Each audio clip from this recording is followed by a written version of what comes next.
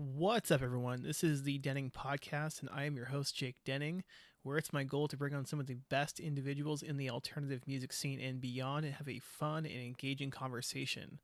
On this episode, I have Chris Davis of The Ghost Inside, which is hands down one of my favorite bands of all time. One of my top three, as you'll learn later in the episode. We talk about a variety of things, including the reality of having multiple different important roles, touring all around the world nonstop, including stops at massive European festivals and multiple US tours, breaking into new territories and playing in front of new fans.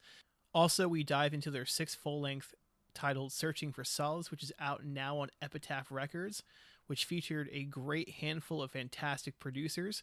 It is by far one of my favorite releases of the year thus far.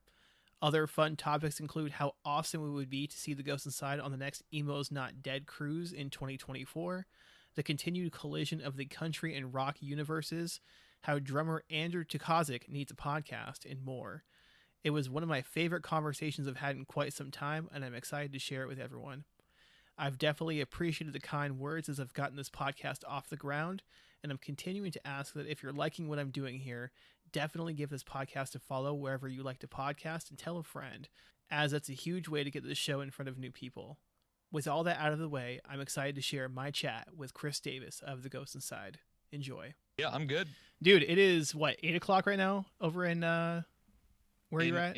Yep, in good old Maryland, yeah. Yeah, buddy. But yeah, dude, I appreciate making the time. I mean, it's dude, you got so many. Sorry it took so long to make this happen. Dude, I get it. I mean, you have so many different hats on. I mean, yeah, your husbanding. Like you got it. Pre-tour shit is like, I should have told you that right when you hit me up to do it before we left for tour, that it was going to be rough, because pre-tour my wife is like trying to get extra shit done. And she needs me to be more involved than she normally does. And I should have just been, I thought I was going to be able to finagle it to make it work. And shit just got chaotic before the last tour. You know, it's funny. I probably would have never been able to really contextualize that until like now. Sure. Where I'm coming up on, almost 2 years of being married. Yep. And it's like, I really don't like her being gone for longer than a couple days. So, yeah, I get it. I mean, you have, you're married. You got how many kids now? Two. I mean, they're like both under. A 3-year-old and a 6-year-old. Yeah, so like that's not necessarily easy. No, it's not. So you're juggling that. You got the kids, and then what else are you doing? I mean, obviously streaming. Right. I still do that when I can, and occasionally producing bands. But then we were rolling out a record. So yeah, that's always a fucking nightmare. Yeah, so different hats and whatnot. I mean, stuff goes sideways. I mean, but I guess, what does a typical day in the life look like for you at home? It depends on what the band has going on, right? So if it's what we've been doing or what we were doing earlier this year, it's getting ready to roll out the record and drop music videos and stuff like that. It's a lot of answering emails and texting with our team and stuff, all while juggling, trying to be as present of a dad as I can and a husband as I can. But right now, we're off until September, and I'm just in for the first time since the pandemic, but so the first time since 2021, I'm just full dad mode until September, which is cool. I kind of came into the year a little bummed that we had the summer off, but now that I'm in the thick of it, I'm this is actually pretty cool to just be full dad mode, just soaking in the extra time with the kids. It rules. I'm not gonna lie. And I had to wonder, because I thought about the last 12 months. This might be the longest stretch you've had in the last 12 months. Oh yeah, because you had the co-headline with Under Oath and We Car and all. That was a full US, I think. Yep. Yeah, I mean, for the most part, we missed us, we missed. Yeah, we did. We did, but we were kind of limited on where we could go on that one, because Under Oath had done a US tour already earlier in the year, so we kind of had to dodge around the places they had hit. Yeah. But yeah, I mean, that was our first lap back around to a lot of places that we hadn't been since the accident, and even before that, we did 2 European tours before that last year. We did a Heart Support Festival at the beginning of last year. We did every break between tours last year, we were doing writing sessions. So like last year was pretty nonstop for us, to be completely honest with you. Yeah, because then you went, overseas. You went to Brazil. You did those big festivals like Hellfest. I mean, yep. Shout out to we were all over the like place. That was a huge festival, man. Like Hellfest is crazy. I'm actually like, I've got pretty bad FOMO about missing out on Eurofest this summer, but like that one specifically, I'm like, Jesus, I wish we were at Hellfest. I would go roll around in the mud right now just to be at Hellfest. What festival was it where like there was like mud everywhere and that we did this year? No, it was something in Europe. Like it was Download apparently this year was an absolute mud pit, which it's not uncommon for Euro festivals in general, especially in the UK where they it rains more often than not. But yeah, I love that. What I understand to everyone that was at Download this year is that the mud was quite intense this year. Yeah, that would have been epic though. Like sure, in the moment it might suck, but like, I've been seeing comments like, "Oh, Alex Terrible shouldn't have told people to circle pit in the mud." Like I'm like, "No, that's like the whole point." Like, of course, like you're never gonna. Yeah. The other side of that too is he can ask people to circle pit, but no one has to circle pit if they don't feel comfortable doing it. So what's the big deal? Right. Like anybody who is going to Download is smart enough to make a decision on whether or not they want to get involved in the activities or not. That's not on Alex Terrible. Come on now. How was Rockfest? Or like I think you played in Tampa, was it? Like the Welcome to Rockville? Yeah, they're all the same thing. They're all It's close enough. Same title. It has rock in the name. Yeah, right. It was sick. It's kind of so that's run by Danny Wimmer Presents, and Danny Wimmer does like the majority of like the big rock and metal festivals in the States. Like they do Welcome to Rockville, Sonic Temple, Louder Than Life, Aftershock. I believe there's another one in there that I'm forgetting currently, but he's like the big festival promoter guy, right? And we did here's the one that I forgot, and we played it last year, and now I can't. Incarceration. We played that last year, and it was our first kind of introduction into that world. We've been trying to get into that world for a minute now, like to play those festivals, because that's a gigantic opportunity to play for like a bunch of new people. You know what I mean? Which is something that I think we feel is pretty important for a band that's been around for as long as we have now. Like we've toured the world a million times over at this point, and like I think in order for our band to continue to grow, like we kind of have to try to get ourselves in front of new people who A, have never seen us before, or B, may honestly have never even heard of our band before. So we've been trying to get into like the Danny Wimmer Presents world for a minute. So when we got Incarceration last year, we were really stoked. And then we kind of put Welcome to Rockville and Sonic Temple, which we just did on the tour earlier this year, like as our next kind of targets. And so it was cool to get to do it. We played the same day as Slipknot. So seeing Slipknot with Eloy on drums was fucking cool. That was really awesome. And like in a ton of our peers that we hadn't seen in a really long time, we're playing. So like While She Sleeps played that day also. Mice and Men was there. Architects was there. Wage War. So it's like it was cool to play in front of. I know for a fact we played in front of mostly people who have never heard our band before, which is really cool. That's exactly why we want to be there, right? Mm-hmm.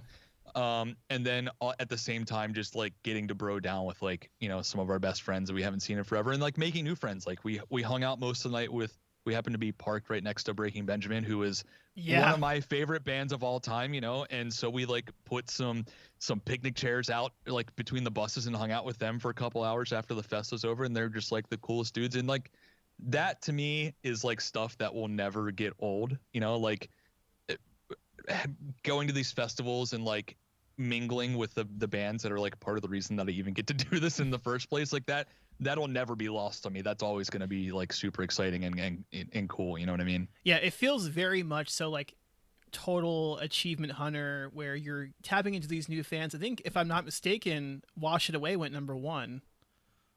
I don't know about number. Well, it was I don't know. It was #1 somewhere. Like it was the most added song at rock radio the week that we like. Yeah, that the label sent it to radio, which was crazy. Like we didn't even know if any radio stations had any interest in even playing it at all. But for that many to like pick it up within the first week was actually legitimately surprising. I think that it might have peaked on the charts at like 29 or something, but the fact that that's it a great charted number. The fact that it charted at all to me is insane, because you know that's not the world that our band comes from, you know, like, and the fact that we can even get a toe in there is really awesome. Yeah, so I feel pretty proud of that. That's a pretty gigantic accomplishment in my book. It's not a number one, it's not even a top 10, but you know what, to me it's all the same. Like the fact that we're even getting acknowledged at all is like, that's cool. You know, it's really cool. Yeah, I mean, even with this last headliner, I'm sure that a ton of new faces came out. Like, I've never seen this band before, but I heard him on Octane, or heard him on, you know, TikTok. I mean, because TikTok is a thing, and it's bringing them out. Yeah, it definitely is. And I'm interested to see, you know, as we get to do more touring on the cycle, to see how that progresses, to see if it does progress. But there were definitely like, you know, some newer faces, some like maybe even like a younger demographic potentially, because like we, you know, we try to do we try to do a good job of mixing up old and new stuff, you know, because, you know, we still love the old stuff. You know, people may want to, you know, throw a fit about us experimenting and pushing in new directions of the band, but we still like the old stuff. We still play the old stuff too. But it is interesting to see that even on the record release tour, that the new songs, the new record songs, were getting a bigger response from the crowd than like, you know, some of the old classics that used to be like, you know, the moment in the set. Like, you know, now like a Death Grip or like a Wash It Away is like they're the big moments in the set, which is really exciting for us. It's just interesting to see it happening in real time, and I'm interested to see how that, like I said, continues to progress as we get to tour on this record some more. Yeah, you know what? I'm curious. You saw ADTR last night. Yeah. How did feedback go? I'm gonna be honest with you. So I really like that song. I do think too. It's super catchy, and I feel like A Day to Remember is a band that, I don't know. I was actually talking to Cody from Wage War about a similar topic the other day, because I really love their record too, and I feel like I feel like their record is getting a similar response in some ways to how people reacted to Feedback when A Day to Remember dropped it the other day, where it's like people either fucking love it or they fucking hate it. And we kind of had the same thing with Wash It Away. And I feel like a lot of bands who are like willing to just do whatever they feel like doing are like, people are not being super receptive to that these days. But all that to say, to go back to your question, is I was interested to see how feedback went over last night too, because I was seeing the discourse online about it. And like I said, I love the song, so I was like, I'm interested to see how other people were reacting to it. The crowd fucking went off when they played that song. I genuinely was like maybe one of the highest energy songs of the night, which was shocking after seeing all of the BS going on online, and then played the song and it absolutely fucking smashed. Yeah, and I love it. Which further feeds into my feeling of like, nobody should even be worrying about what people are saying online, because people just love to talk shit online. It's just what they do. Right. I want you guys to do what you guys want to do. You know, I want ADTR to tap into what they want to do. Sure. You know, Wage War, that was a great album. I loved the first time I heard that record. I was like, I get what they're trying to do. Sure. You know, with the cinematic feel, and they nailed it. Yeah, it's a fucking great record. Like, I could see where they're coming from, like with the Tombstone inspiration, the Matrix. Yeah, like they nailed that. Yeah, well, first off, Cody's just like maybe one of the best songwriters of like this generation of bands that they're coming up with. Like, he's definitely one of the guys that's like helping the genre evolve. Yeah. And I think that he's like created a sound that a lot of bands are mimicking in a lot of ways now. But I get excited when Wage War releases new music, because it kind of becomes an indication of like, I feel like where the genre is going to end up going next. Like they kind of like Architects has been in a lot of ways too, where like they're like, or like a Bring Me the Horizon, like, or even A Day to Remember. Like Wage War is like the new age band of one of those three that like kind of ends up determining like the next lane that the genre is going to expand into. So people can talk crap about it all they want, but like, I think the record's fucking great, and I guarantee we start seeing a bunch of bands trying to copy it because it's fucking good. and it's fresh, you know? Yeah, I mean Cody. I mean, God, he's everywhere though, and I love it because he's been working with like Hardy, he's been working with Lakeview. Yep. I mean, I just mean, he did 2 songs on our record with right, us. right, and then I mean, you guys tapped 4 different guys for this record. Him, Uh, Bronstein, yep. Carson, and Grant. Yep. Well, we actually did more than that too. So we Did you did, really? yeah. So we did Cody for 2 songs. Dan kind of like overall produced the whole record, but Right. you know, a few of the songs were written with him as well.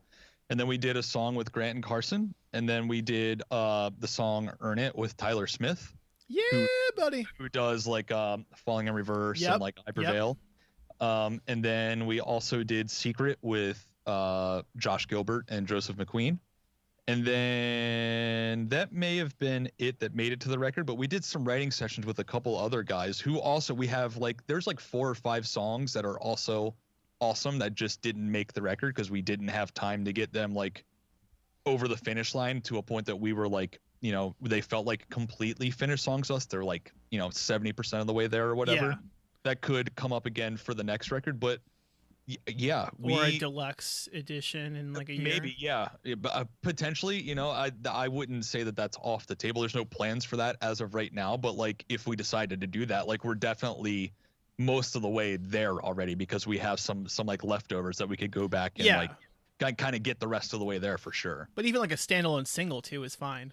Yeah, I like when people do that. Like it's I think that we got to a point in the process of making this record where we're a lot more open to experimenting and just like I know Andrew's already been writing. yeah. Like we got home from Slam Dunk like a month ago and he just like immediately started writing. Like something about the process of making this last record and coming out of the record and getting it like out into the world, like I feel like we all feel a bit more inspired than we've been in a very long time. And I feel like the flow of new music is going to be a bit more constant than it has been. I mean, we went, you know, nearly 4 years between records. Obviously, there was a pandemic in there, and Yeah. you know that took, you know, 18 to 24 months out of everybody's sales. So probably would have been more like 2 years between records. But either way, I Right. think our plan now is to like kind of keep that flow of music going at this point. Yeah, and that has to feel good to like release it not during a pandemic. Oh my God, yes. Yeah, because I mean, you know, in the process of rolling out self-titled, Epitaph did come to us and ask if we wanted to delay the release, which we considered, but we felt like at the point that they asked us about that, it might have been like March or April, so like really early on in the pandemic, where it still felt like nobody really knew how long it was going to last. It could be 2 weeks, it could be fucking 20 years. No one really knew, and we were just like, hopefully this is over soon. And if there's ever a time that people need new music to help them stay like sane and entertained, it's right now. We're all stuck in our homes, so let's continue to release it. Absolutely. And then, you know, it was 18 plus months after that before we ever got to play a single song off the record. So it was a very weird, if that record was already old by the time we got to play the songs, but it also felt to us like the very beginning of the record cycle because we hadn't played any of it yet. So it just, I don't know. It made everything fucky. It was it was very weird. It feels very good. We kept saying, because we did VIP meet and greets on this last tour, and we kept telling the VIP groups that like it felt really weird but really awesome to be able to release the record and play a show the day the record came out.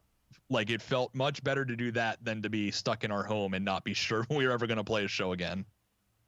Yeah, I mean, I would love if you guys just did shows where you played stuff off self-titled and Solace.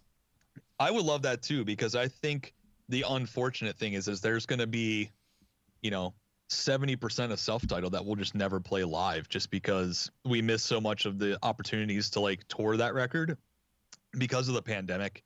And now we're already on to the next record. So I would love an opportunity to go back and, you know, play all those songs that may never see the light of day in a live setting. Yeah, I mean, Phoenix Rise is a song that I would like to hear, that I could see you guys coming back from an encore and just having it like just Vigil sings the first bit of it, and then you guys kick in.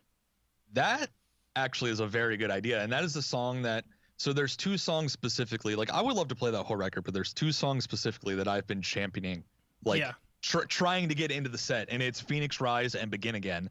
And every time we put a set list together, I'm like, we should do one of these 2, and then it gets mulled around for a minute, and then it eventually gets shot down. But I'm gonna keep pushing until those guys give in. It is because, like, okay, that song in particular has been in my gym rotation on Spotify for the last like probably couple years.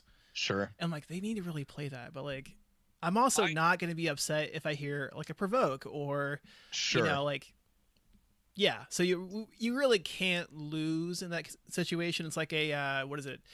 Like a John Mayer, like, I didn't hear everything that I wanted to hear, but I wanted to hear everything they played situation. Sure. Yeah, I think that's the struggle that anybody in a band with, you know, 5, 6 records now, like us, when then you have to put together like a set list of somewhere between 15 and 20 songs. Well, how do you do that when you've got like 100+ songs? It gets really tough. And like, you know, we've been talking about this for a couple months now since we confirmed the Parkway Drive tour that we have in September. Yeah. Where I think we get like a 30, maybe 40-minute set. Like, how do we put together a set for that? Medley. Maybe genuinely, like, I don't know, like, you know, you have to play it between the lines because we haven't been back to Australia since 2020. So it's been 4 years since we've been there. And when we went last time, we only played Melbourne. So like, so if you go back and say, when's the last time we did a full tour in Australia? It was 2014. So it's been 10 years since we've actually toured Australia. So we have to play between the lines. We probably have to play Faith and Forgiveness. You have to play Engine 45. You probably got to play Dark Horse. Yeah. Well, that's 4 songs right there. And that's like 15+ minutes. Like, that's half the set. What the hell else do we play? You know, like, and we have to play, we're gonna have to play Wash It Away because it's one of the new ones. Like, it gets really tough. And so like, we try, like I said earlier, we try to be really mindful of like mixing up the old and new stuff to the best of our ability. But at this point with 6 records, like, I don't even know how bands with more records than that put together a set list. Like, that's a nightmare. No, and I get, and like, you know, the fact that, you know, being on stage is exhausting. Sure. I still don't. How in the world did you pull off playing with both Texas that same night and come back and play? Yeah, I mean, it's not easy. It's not easy. And so I did it one time before that too. We did So What Festival in 2022. I remember that day. Yeah, and Texas played. So I originally, when I agreed to do the festival with both bands, it was supposed to be 2 different days to give me a break. Yeah. And then I forget, one of the headliners, I think Parkway actually, I think, had to back out. Yeah. And they asked Ghost Inside to move days because Under Oath, who they got to replace Parkway, couldn't do, you know, they needed us to move to get Under Oath in. And we said yes, of course. So I got stuck with about 4 hours between the Texas in July set and the Ghost Inside set, which is enough, except for when you're playing outside late May in Texas and it's like 700 degrees outside. And yeah, that's rough. And after that day, I said I would never do it again until the idea came up to do it for Rebirth Day. And then I couldn't say no. You know, like, you know, the whole thing about Rebirth Day is, you know, is celebrating the fact that we're still here, that we were able to overcome, you know, all the BS from the accident. And part of that for me is like, I was supposed to be out with the Texas in July guys because the farewell Texas in July tour was happening the same time the tour we got in the bus crash on. Yeah. And so part of that whole story for me is like kind of closing the circle with Texas in July also, and like making up for the time that I missed with them. So when the idea was brought up to like have them on, like have Texas play also, I was like, I can't say no to this. Like this is just as important to happen as Ghost Inside playing for me. And so I was like, I'll suffer. I'll do it. And at that point, you're just running on pure adrenaline anyway, you know? Yeah. So like the next day I'm paying for it, but the night of the show is not too bad. You're just running on like happiness and adrenaline, you know, it gets you through. Yeah. I mean, I definitely can't go to bed at 2:00 in the morning and wake up at like 7 anymore. It's like, no, it's, no, my wife and I just tried to do that after the A Day to Remember show last night. It doesn't work anymore. I mean, I try. I mean, and I'm probably going to, a few times in the fall. Sure. If you guys happen to, come by, give a little knock. I can neither confirm nor deny. Yeah, of course so. But, hypothetically speaking, Hypothetically speaking, of course, sure, yeah. But no, I mean, God, is there any chance that we're going to see a Texas tour or like a short run this year? Probably not, unfortunately. And I'll be honest, I'll be shocked if there's even a show for Texas this year. Because with TGI just putting out a record, obviously we're pretty busy this year, pretty much from September till mid-December, give or take. Like, we're just on nonstop pretty much. And then on top of that, JT, who sings for Texas, also sings in Era, and they dropped a record like a week or two before us, which is also great. And they are, absolutely crushing right now as well. They're the biggest bands ever. Yeah, they're the biggest their band's ever been. They're still growing. They're gonna be gigantic, and so he's also very busy. And it's just like it's really hard. It's really hard to line up all 5 of our schedules these days. Right. And that's like we would do more if it wasn't so hard to get everybody's schedule to align with each other. But yeah, I'm not saying that it couldn't happen. I'm just saying that as of right now, it's pretty unlikely. But I won't completely write off the idea. Like if it makes sense, I know that all of us would say yes, but all of us just have so much going on that it's another just, plate. Yeah. So we'll see what happens. This year's probably unlikely, but we'll see. Yeah. So given the record has been out for, I guess, what, 2 months now, maybe? Just about, yeah. Yeah. What have been some of your favorite reactions to it so far? That's tough to say. I took a pretty strong stance on not paying attention to reactions and feedback online and stuff with this one, because I knew that it was going to be so polarizing in some ways. Not to say that I mean, we knew that we were putting out a record that was pushing in some directions that might make some people unhappy, but like we were making the record for us, so we were just not stressing that, not to say that I haven't seen any of it, but I've tried. It's like from the moment that we put out Earn It last year, I just told myself that I wasn't gonna like pay attention to what the internet thought about it. I get it though. I mean, because it's like I don't need to see the extra negative shit, because there's already so much negative shit going on in the world to begin with. I don't need to see somebody like poo-pooing the music that I like feel really passionate about. The other side of that too is that like nothing anyone says about any of it is going to change the fact that I love all of it. So, right. Like, I'm not worried about it. But what is really cool, and maybe my favorite thing to see with this whole thing is like to on tour, we'll go out and we'll play an older song in the set, and you'll see like people just destroying each other in the pit, and then the next song will play Washed Away, and those same people are all standing out there in the pit singing along every single word to Washed Away at the top of the lungs. And it's like it's really cool to see that people are like along for the ride with us on this one. Like they're down for like the older shit, the heavier stuff, and then they're also down to like chill out for a minute and like sing along with us too. Like that's really fucking cool. Yeah, and I mean, my first reaction, like I love the singles. I mean, Earn It's been great, but it's the stuff like Reckoning. Like I heard that I heard that song was like dog. Are you kidding me? Like the end of that song song has it. Like the Breaking Benjamin-esque, intro, and then that breakdown at the end. I'm like, yeah, it kind of hits it all. And you know what the thing about that song is that was the last song to make the cut for the record too. Like I said, we had those other songs that were like 70% of the way there, and when we were kind of going through the list of songs that we had to figure out which like 11 or whatever were going to make the final cut on the record, Reckoning was the one that almost didn't make the cut. We almost swapped another one in, but there was a different version of that song that had like a really melodic singing chorus, and like when we put it in with the stack of songs, we realized that like it needed a couple tweaks that like kind of brought the song to the point that you hear now, that like made it kind of fit the record a bit more. Yeah. And so it almost didn't make the record. Now that being said, I fucking love the song and I'm glad it made the record. But it's interesting to think back that like at the point where we were like starting to record the record, we were like, I don't know if that song's gonna make it. And now I'm glad it made the record. I'm so glad it made it. Like, you have to have that song on it. But like, was there any songs that maybe had some guest vocals on it initially, or were? No, but you know what?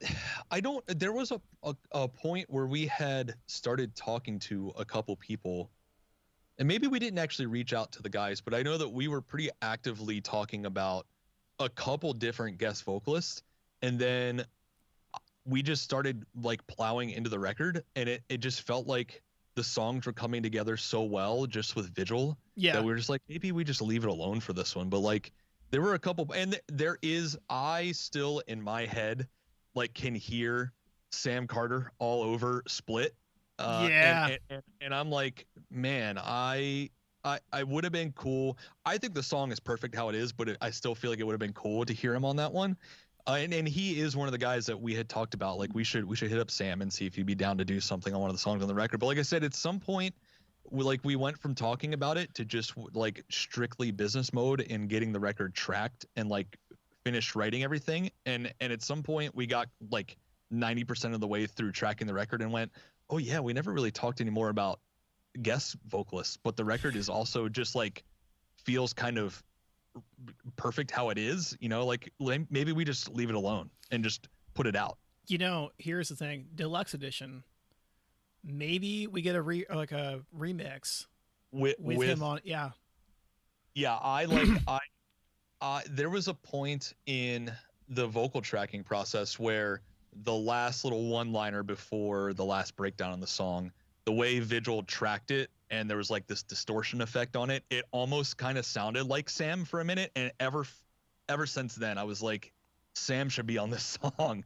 And then it just, like I said, we moved on, just never came back to the idea of guest vocals. But ever since then, every time I listen to the song, I can like imagine what Sam would sound like on the song. Yeah, or even like you take Wrath and put, you know, Matt Honeycutt on it. Like Matt Honeycutt on that would be fucking scary. Sign me up for that. Did you hear him on the new Lamb of God re-record? Yes. Yeah. And anything that Matt is on is just like pure gold always. Yeah, it was so good to see them. They sold out the Roseland far out in advance. They are some of the coolest and most down-to-earth people I've ever met in my life. Absolutely. And I just love seeing good people get wins. Yeah. Someone had asked me, like, what is Matt Honeycutt like? I'm like, you know, you meet a cool dude who's just working every day. That's him. He's just the coolest guy. He's down to earth. He doesn't have an ego. Like, he just wants to get up on stage, do his thing, and leave. Yeah, and that's all those guys in that band. They're just the most genuinely awesome dudes ever. Dude, and Eric was working merch half the night too. It's like, yep, they do everything themselves. Those dudes grind, and they like every bit of the success that they're having, they fucking fully deserve it and more. Yeah, I want them to get as much money as possible and just let it ride. Yeah. The success they're having is based on their work ethic and them just being fucking great dudes that write great songs. And as long as they keep that up, which I'm positive they will, their band's going to just continue to fucking explode. Which is crazy because like they've been around for so long and they've been working and plugging, and like same thing with Era. Era's been that band. I was going to say the same thing. That was going to be my next point too. Yeah. Yeah. They've always been the band that's right behind August Burns Red on every tour. It's like, you know, I think that just goes to show that like a lot of times like perseverance is what really does it. Like perseverance and continuing to like work at your craft. Yeah. You know, like again at these like VIPs we're doing, people often ask like if you were just starting a band or you were like, you know, in a new band, what would you do? And a lot of times I don't know how to answer that because things have changed so drastically from when all of us started, you know, playing in bands and trying to do bands as a career or whatever. You know, like MySpace. I was booking tours on MySpace. Now most people starting bands don't even know what the fuck MySpace is. You know what I mean? And so, but the main thing that I end up telling people is like perseverance. Just like fucking, if you believe in what you're doing, just do you and keep working at it. Like, yeah, one day it will click. Like Era, Era is the perfect example. Era has been an incredible band forever. They don't have a record that they've put out that's bad. There's not one. If you go back all the way to their first record, they're all incredible. Now, do they get better as the records go on? Sure. Jesse is a fucking crazy person that is constantly working at his craft and becoming a better songwriter. However, he's always been a good songwriter. He's just now becoming a fucking incredible songwriter. But a lot of it is just, again, much like Kublai Khan, they just have an incredible work ethic and they never stopped working. They just go out there and they continue to bust their asses, and it's paying off. Yeah. You have to be willing to work. You can't give up quick.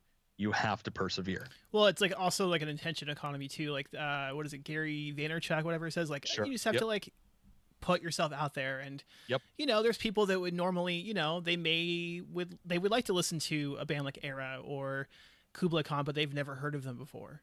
Sure. But if they hear them, cool, new fan. Yep. So absolutely. Yeah, and I mean, look at them now. I mean, Era's out with Wage War in the fall, and Kublai Khan's 2 of 4 for that Lorna Shore tour, which sold out in like 15 seconds. Which as soon as I heard about that tour, I was like, well, that's going to be like the tour of the fall. Yeah, I mean, I probably will leave before Lorna Shore goes on, which sounds criminal, but why would you do that? I just like I don't understand. Like, it's just not for me. Well, maybe seeing them live would make you understand. Maybe. But because I will say that Lorna Shore is not one of these cases for me. I get it. I understand what the thing is. I understand why it's such a big thing. But there have been bands for me in the past, other bands where I've been like, I respect the fact that this band is like having some success, but to me it hasn't clicked yet. And then seeing the band live, almost 9 times out of 10, if there's a band that I don't understand what the thing is yet, if I see it live, almost always it clicks. I'm like, okay, I get what it is now. It sounds stupid, but I hear Lorna Shore, and maybe I'll get it one day. Maybe I'll get to chat with some of those guys at some point, but I hear them, and I'm like, you know what? I really want to listen to Winds of Plague right now. Because, I think you think about that band, like, they were hot for such a long time, but then, like, they never got, I don't think they got their due. Because you think about a different time. Yeah, but still, I mean, if the Great Stonewar came out now, it would definitely have way more appeal now than it did back then, for sure. Absolutely. I mean, what a fantastic, that record got slept on so hard. Yeah, but like Lorna Shore has like blown past anything that any of the deathcore bands of that era were doing, so I guess Suicide Silence or Whitechapel maybe would have been, the biggest deathcore bands back then. Lorna Shore, I think I could be, don't get me wrong, I don't know what numbers those bands were doing, but I think that Lorna Shore is probably like blown past what those two bands were doing back then. And I think that a lot of it is just like, it's a cultural shift, there was no TikTok back then to spread the Winds of Plague, message. And I just think that they were just too ahead of their time. Yeah. And, I mean, I feel old when I think about that. I'm like, man, like, well, buddy, dude, we're old. I know. And I hate it. Like, oh my God. Yeah, dude. I think about the fact that, high school was such a long time ago. I'm like, yeah, I'm at 2007. Well, I'm 17 years ago. Mm-hmm. Jesus Christ, dude. I thought about it. I was like, I went to my 10. Am I gonna go to my 20th? Like, I haven't gone to any of mine, and I don't plan to. I don't need to put myself through that, dude. My 10-year anniversary was so awkward. It was like, because back then I was still with Absolute Punk, so it's like, yo, sure, you met Machine Gun Kelly, you were hanging out with G-Eazy. I'm like, yeah, they were cool, it's fine. Like, right. We talked about John Cena and that was about it. Yeah, I mean, we are very fortunate and also very jaded in the fields of work that we do at times, where like we know that these people are just people just like the rest of us, Yeah. you know. But to everyone who doesn't get to like, we sometimes forget how fortunate we are to get to have these experiences, you know. To the average person who doesn't get to do all of this really cool stuff that we get to do, like it all does still seem so shiny and crazy, and you know, like I get how people feel that way. But again, you know, to us, we're just like, yeah, they're just dudes. You know, Yeah. they're just dudes and chicks, just like the rest of us, and there's nothing different about them. It's funny because like people will ask like, you know, like, oh, you know, like what do they like to do after the shows? Like, do you like to party? I'm like, not really. I mean, I like to go in their bunk and watch Parks and Rec or, you know, play NHL on the Xbox. I mean, that's about it. Yeah, Oh, and that's Magic the Gathering is really hot again. Like, yep. Vigil's heavy in Magic the Gathering. He's God. very heavy in that. That and this last tour, he got really into Disney Lorcana, Oh my which God. is like basically the Disney version of Magic. But he just loves card games in general, and that's just like Lorcana is like the new hot one, so he's like all invested in that now. I look at my checking account and I'm like, you know, no, I can't dip my toes back into that world again. That's how I feel. I love comics, and I got really heavy into comics. And in like the early days of me touring with TGI, like my favorite thing to do every day after load in was go find the local comic shop and buy a bunch of books. And now that I have kids, I'm like, I really want to go do that, but I know that like I shouldn't because feed kids and or whatever, you know, I guess. Aren't you like ride or die for Batman? Hell, I got a Batman sleeve, baby. Yeah. I love now. me some Have you started Bruce to like? Wayne. Are you gonna like introduce them to like the classics, like Batman and Robin? Like Yeah, that's the greatest film. So my kids have like a really like surface level appreciation for Batman. Like they're not fully in it, but you know, my son has like Batman shirts and Batman hats and stuff he likes to wear because dad likes Batman, and like we'll watch Lego Batman and stuff like that. Dude, I love that. And like my daughter is 3, but she's obsessed with Teen Titans Go, like the cartoon. Oh yeah. Like so like they have like a very surface level appreciation for it. When they're a little bit older, I'll definitely start dipping them into like the movies, like the live action movies and stuff that I grew up with, or like maybe even I'll dip them back into like the 90s animated series, which is like that went hard as hell. Dude, that's what started it for me. My obsession started with the animated series. And so yeah, I have made a very conscious effort to not push any of my like hobbies and things that I really love to do, like any of my passions on them. And I'm kind of letting them like figure it out what their thing is on their own. And if they show interest in what I like, I will definitely like, I'll nurture that, but I'm trying to not like force my things on them. You know what I mean?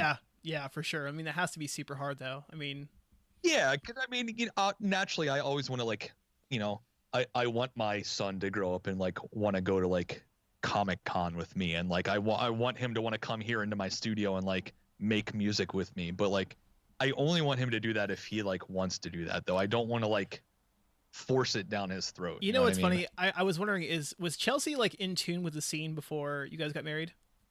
You know what?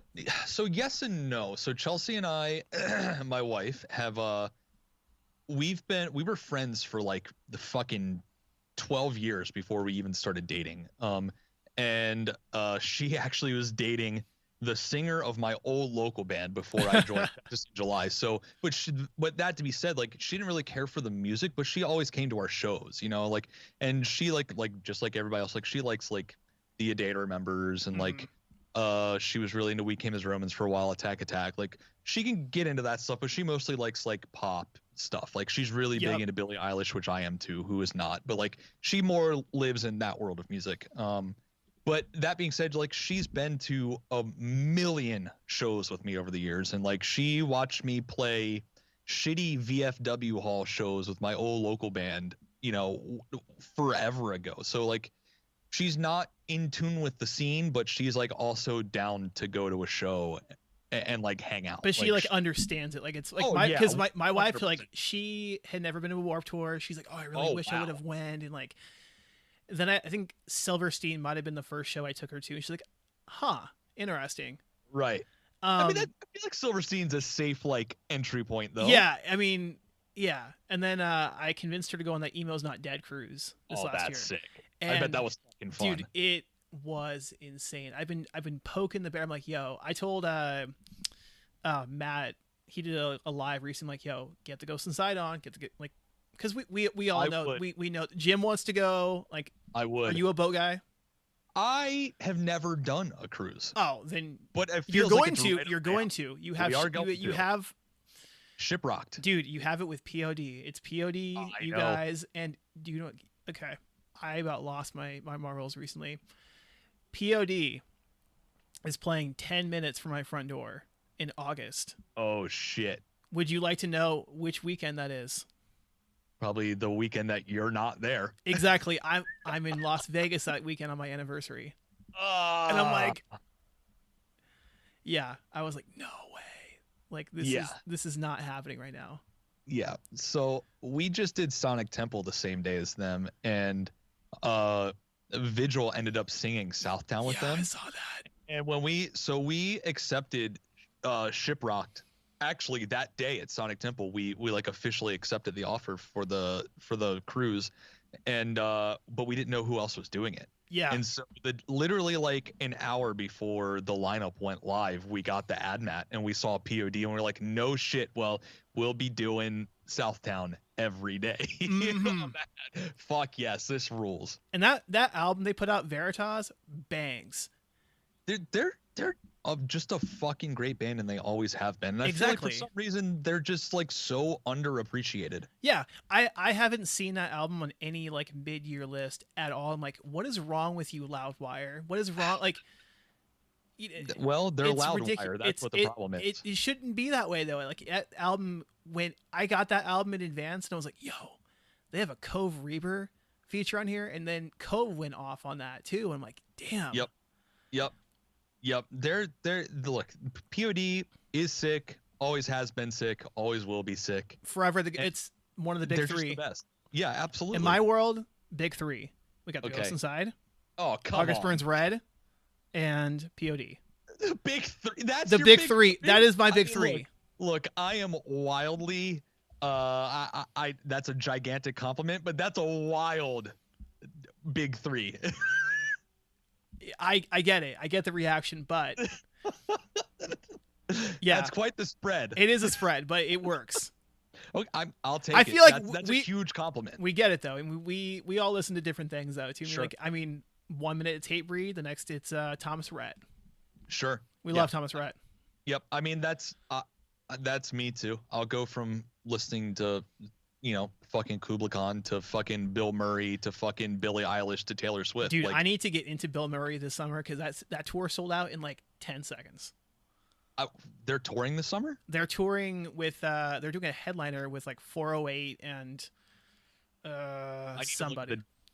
I need to look at the dates because Bill Murray is currently like my current favorite band. Right.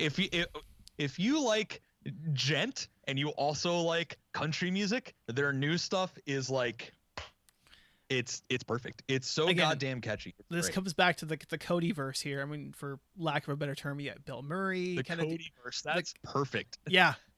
You got Bill Murray doing the country crossovers with like Mitchell Tenpenny.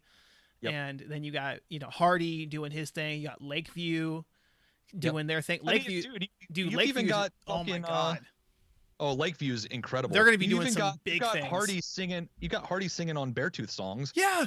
And I even think that like, there's a little bit of country twang coming into some of the new Beartooth stuff in general. Like just like some maybe melodic choices that feel like they could be a little country inspired. You've got fucking Jeremy McKinnon singing on Hardy songs. It's like the blending of the two worlds is pretty wild to watch. There's a new kid out right now. What is it? Austin Snell. Okay, never heard of him. He has like that alt rock mix in. Sure. He's currently opening apparently for Jason Aldean, who again not my thing, but I mean, yeah, I mean, good on them. They're gonna be big shows, right? But I'm looking at this guy. I'm like, this guy, the songwriting is incredible. Just like lyrically, musically, he's gonna be like another Warren Ziders, who again has that scene crossover because he played a sold out show in Portland recently, and there's a lot of people with merch on. Like, it's very wild to watch the two scenes kind of meld into one, when a couple years ago I would have been like, there's no way that these two universes could possibly exist at the same time in the same place, but yet here we are. They are very much starting to become one. It's very wild. The multiverse. Yeah. Like, dude, I could very much see like a Bill Murray like supporting Hardy, or like someone in that world. Like fully see that happening at some point. He's going out with Baby Metal, I think. I wouldn't be shocked.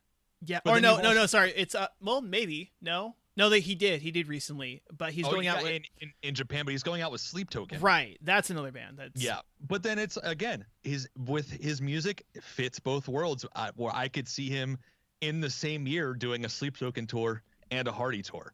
It just like he's like straddling the line, and somehow it works. It just does. You know what band you're gonna have to check out on this cruise is Flat Black. That's Jason Hook's band, right? Correct. I heard I've already checked it out, and it's very sick. Oh my god, it was so good. It's very sick.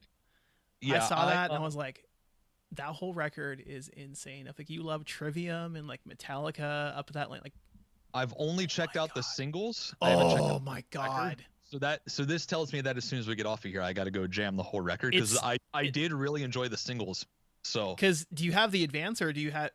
No, I don't. Okay. Oh, well, I will. I'm gonna send it. I have some people I can get it from. It's so good. Like, it flows really well. But yeah, I mean, which singles are out right now? Like, I think it's like, is the one with Corey Taylor?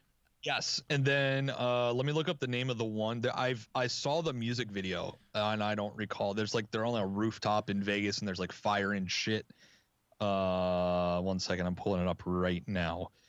Is it Halo? Is that the first single? No, it might be. Nope. You know what?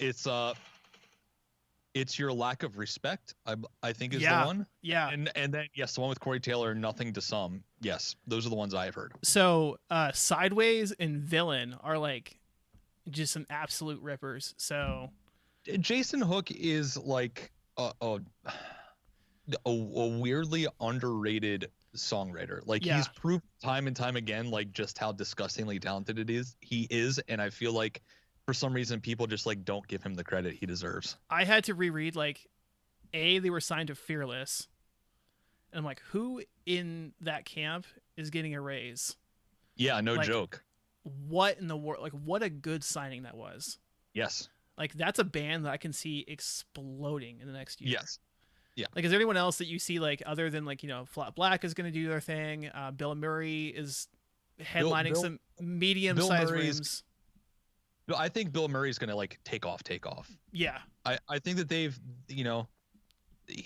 Johnny Frank has, like, created a very cool, like, culty fan base with Bill Murray that I think is about to, like, I genuinely feel like that's about to just fucking explode.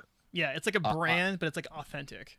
Yeah, I feel like this record that they're dropping, I think it comes out on Friday. I think it's about to, I don't know. I just have a really strong feeling that band's about to like just take off to the next level, and they're about to be doing some pretty big stuff.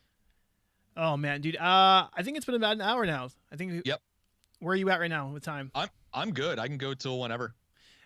What is something about the record that no one would know unless you told them like straight up, like directly? Oh, about our record. Yeah, the record, like Searching for Solace. Oh man. Something no one would know about the record unless you told them directly. Because like there's like stuff out there where like Vigil's like, oh yeah, we played it safe on self-titled, so we really like switched the sauce up on this one. Yeah, I mean, I think that there were. Well, I mean, yeah, that's definitely true. Self-titled, we definitely we definitely like had guardrails on ourselves about like what we were allowing ourselves to do. This one, you know, like actually I can tell you a perfect example of the exact opposite of that, where so Washed Away is probably the most polarizing song because it is probably the most different from anything the band's ever done, and we intentionally made it more different because you know the song is like 95% singing. We actually took more screaming out of the song. The original version of the song had screaming in the verses and stuff and was only singing in the chorus. And at some point we were just like, this just like doesn't feel right. And so we intentionally took the screaming out of the verses and made it all singing, which is like completely counter to how we operated for Self-Titled, where we were like, this is not like this, we can't do this. It doesn't feel safe for our band or whatever. Like this time we're just like, fuck it, the song sounds better with singing, so we're just gonna sing it instead. You know, and so like that kind of became the overall like motto for the record, is like, did the five of us like it? Then who cares? You know, like, are we going to be stoked to play the song? Okay, that's all that matters, you know.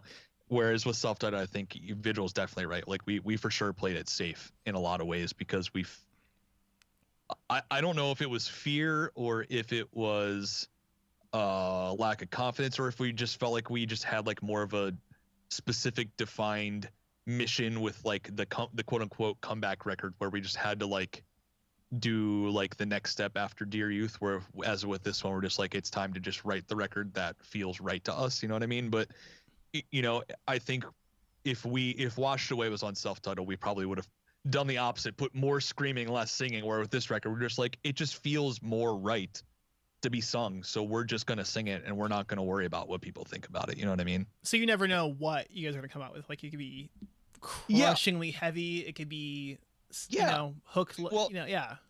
For example, the very first writing session for the record was with Dan Braunstein.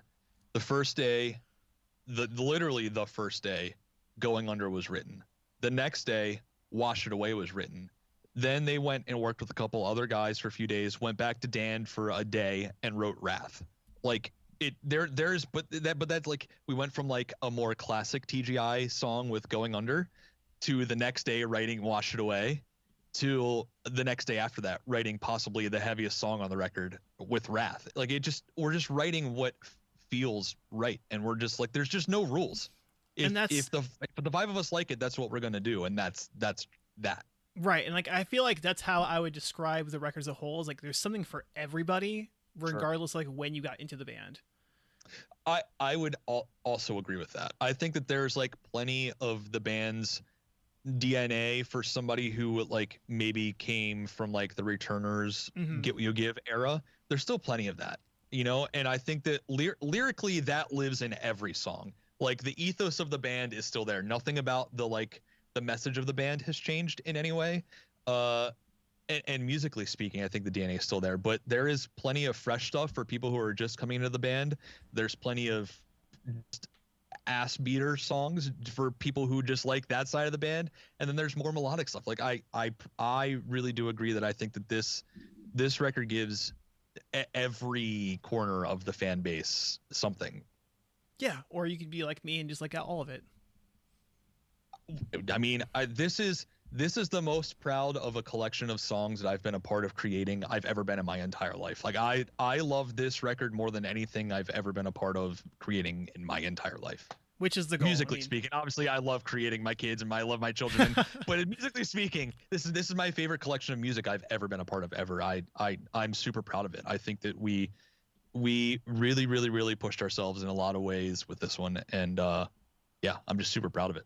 But dude, yeah, so I mean, really, up until September, I mean, you're kind of just chilling, doing some streams.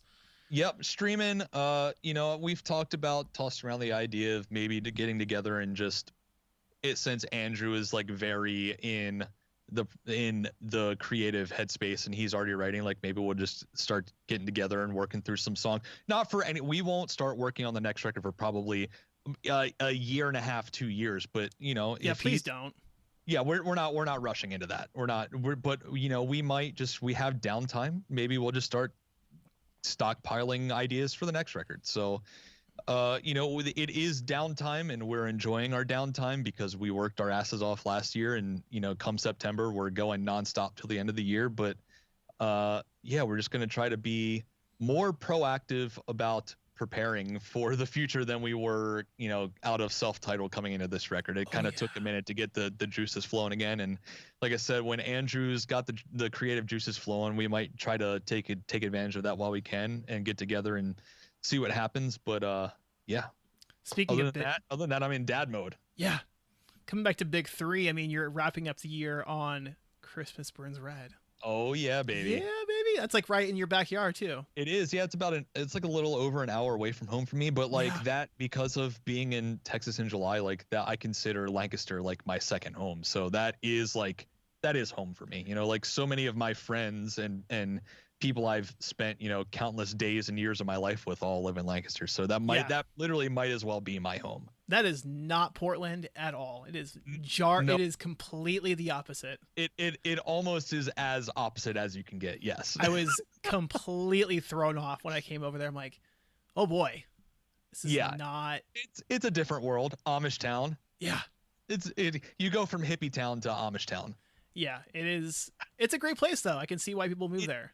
It is. It actually is. It's a very cool city, and the city of Lancaster itself isn't Amish town, but it is surrounded by Amish town. It's a very cool, artsy city. I like Lancaster a lot. Yeah. They have a train station. They do. They do have a train station, and if you drive to Harrisburg, they've got a mini airport. It's not that far. That is a good airport. That's probably where it works. It does. That's probably where I'm going to come from. Oh, are you going to come? I am most certainly coming. Oh, yeah, you can't miss two of the big three. I can't. You can't. I've been beaten down the door. I'm like, can you guys get BOD for birthday? Like, just do it. Yeah, we talked about possibly doing Christmas Burns Red last year. And like the logistics of it just didn't make sense because we did Rebirth Day in San Diego like a couple weeks before, and like getting all of our gear back, we would have lost money to do it last year, which you can't do at this point. Yeah, and I mean now I've got 2 kids, we all own homes we have to pay for. Like it just we can't put ourselves in positions like that anymore, like we would have done when we were younger with less real responsibilities. You know what I mean?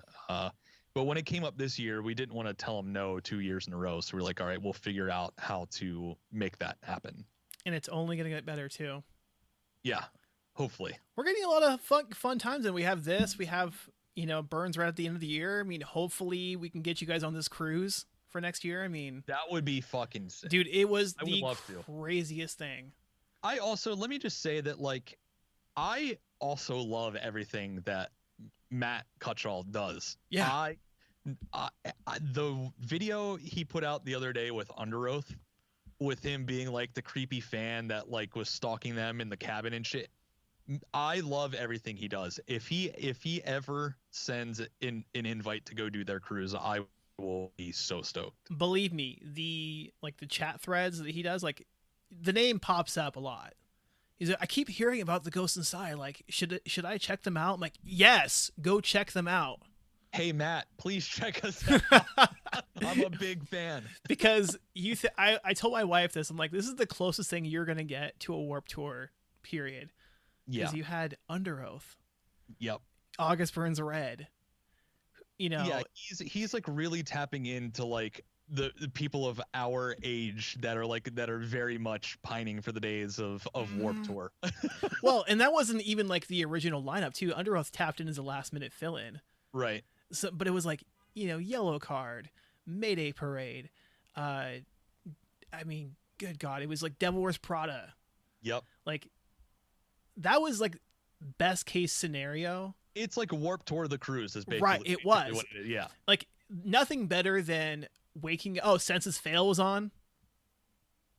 Like nothing better than waking up, eating a slice of pizza, going to work out, and then watching band after band until 11:30 at night.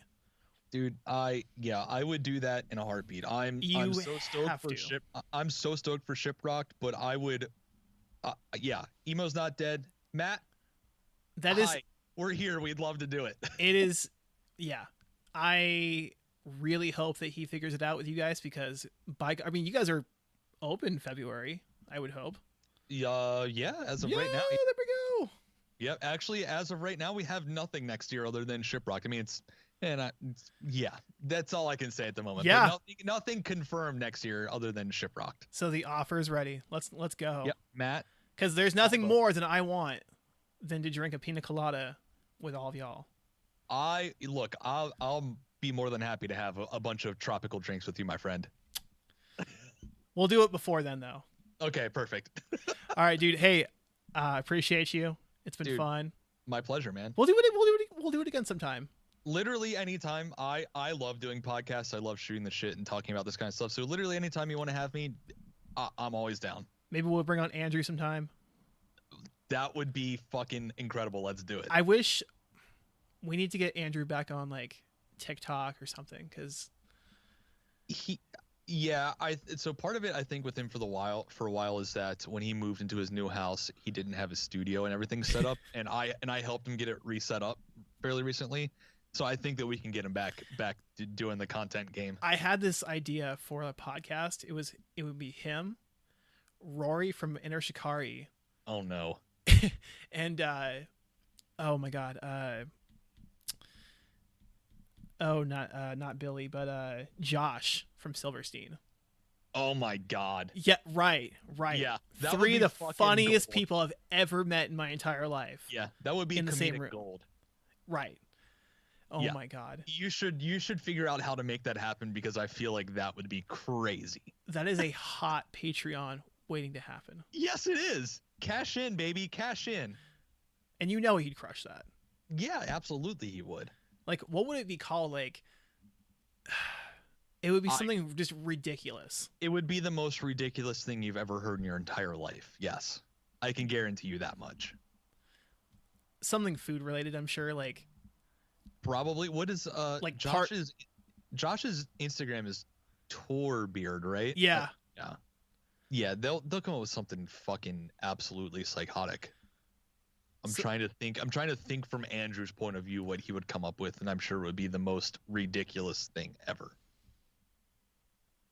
I can't even go there. I can't even go party there. Nacho experience, like literally something like that. Like that sounds like a Ghost Inside working title right there that Andrew would have come up with. It's no steak sauce mustache though. It's not. But we had a working title that was sketchy nachos or like chocolate cake mistake or like fish pistons. Like that's the kind of like there was one for this last record that the working title was pipe diaper. Like that's Andrew right there. That's Andrew kind of shit. Love it.